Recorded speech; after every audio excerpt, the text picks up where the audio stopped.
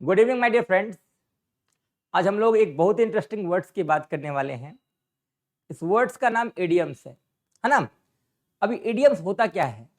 हिंदी में इसको हम लोग मुहावरा बोलते हैं।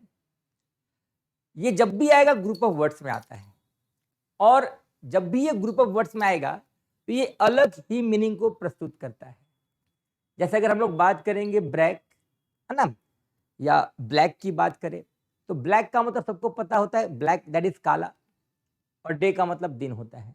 अगर इन दोनों को हम लोग जोड़ दें तो ब्लैक डे का मतलब शोक दिवस, यानी एक अलग ही मीनिंग यहाँ पर आया। तो इडियम्स वही है, एक ग्रुप ऑफ वर्ड्स जो एक अलग मीनिंग को प्रस्तुत करे।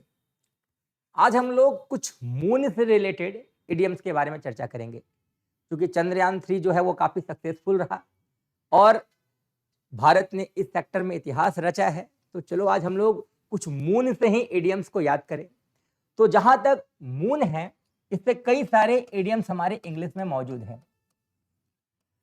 सबसे पहला जो इडियम्स है मून से रिलेटेड, वो पहला इडियम्स है over the moon. Over the moon. अब यहां पर ओवर द मून का मीनिंग क्या होता है, हमें समझना है ओवर द मून क्या होता है। अब मैं आपसे पूछूंगा, अगर आप चांद पर चले जाओ तो आप नाराज होंगे या खुश होंगे? निश्चित तौर पे देखो, अभी इतिहास रच दिया भारत ने, तो भारत के लोग काफी खुश हैं। तो यहाँ ओवर द मून का मतलब होता है extremely happy. Over the moon का मतलब होता है एक्सट्रीमली हैप्पी। तो जहां तक हम लोग ओवर द मून की बात करें, इस इडियम्स का मीनिंग हो जाएगा एक्सट्रीमली हैप्पी, यानी काफी प्रसन्न, काफी खुश। चलिए सेकंड हम लोग मून से रिलेटेड इडियम्स की बात करते हैं। To cry for the moon. To cry for the moon. अब बच्चे अक्सर जिद करते हैं तो कुछ ना कुछ डिमांड करते हैं। अगर कोई बच्चा रो के चांद का डिमांड कर रहा है, to cry for the moon, तो निश्चित तौर पे वो एक असंभव चीज है। हालांकि अब तो असंभव रहा नहीं, लेकिन फिर भी अगर टेक्निकली देखा जाए, लॉजिकली देखा जाए, तो कोई बच्चा अगर चांद का डिमांड कर रहा है तो ये क्या है? एक असंभव टास्क है, एक अनरीजनेबल चीज जिसका वो डिमांड कर रहा है। तो to cry for the moon का मतलब होता है एक असंभव चीज जिसका कोई डिमांड करे। ठीक है, to cry for the moon, एक असंभव चीज जिसका कोई डिमांड करे। उसी तरह अगर हम लोग बात करें मेनी मून्स अगो, ये भी एक खूबसूरत इडियम्स है जो चांद से रिलेटेड है। अब बच्चे यहां कंफ्यूज हो जाते हैं, मेनी मून्स, भाई मून तो एक ही है, यहाँ मून में एस क्यों लग गया? तो एस लगने का कारण ये मेनी है, बट चांद तो एक ही होता है, तो एस लगने का रीजन क्या समझना है। यहां जो मून है ये चांद के लिए नहीं, चांद के जगह, क्योंकि अगर हम लोग चांद की बात करें तो चांद जो है वो पूर्णिमा से रिलेट होता है। निश्चित तौर पे पूर्णिमा जो है मंथ में एक बार आता है।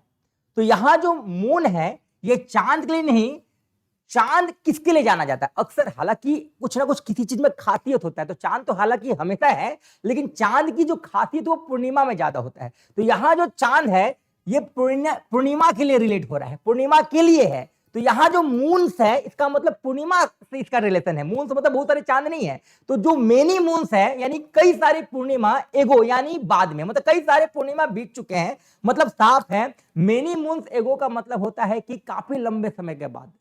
लॉन्ग लॉन्ग एगो बोल सकते हैं, काफी लंबे समय के बाद, यानी कई सारे पूर्णिमा बीत चुके हैं, यानी लंबे समय के बाद आप किसी से मिल रहे हो तो आप कह सकते हो कि we are meeting many moons ago. We are meeting many moons ago. ठीक है, चलो अब मेनी मून्स अगो के बाद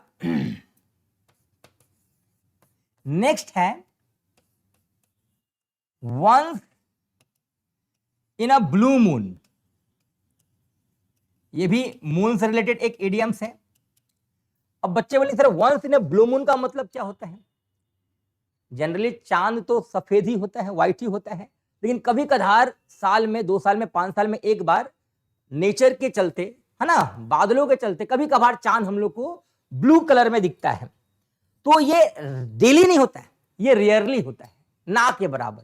तो once in a blue moon का मतलब होता है रेयरली, यानी ना के बराबर, जो चीज संभव ना हो, मतलब कि बहुत खींच तान के, मतलब कि साल में कभी कभार जो चीज होता है उसी को हम लोग क्या बोलते हैं, once in a blue moon. चलिए अब अंतिम हम लोग इडियम्स की बात करते हैं, वो मून से रिलेटेड है, वो इडियम्स है reach for the moon.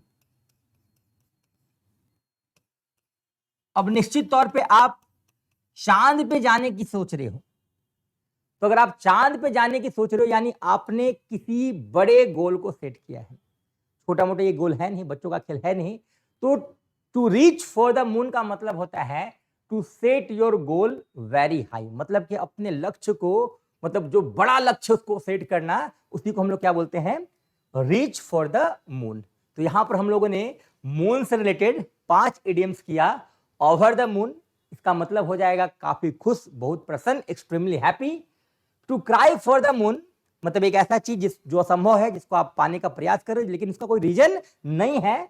Many moons अगो, मतलब काफी लंबे समय के बाद, कई पूर्णिमा बीतने के बाद, है ना।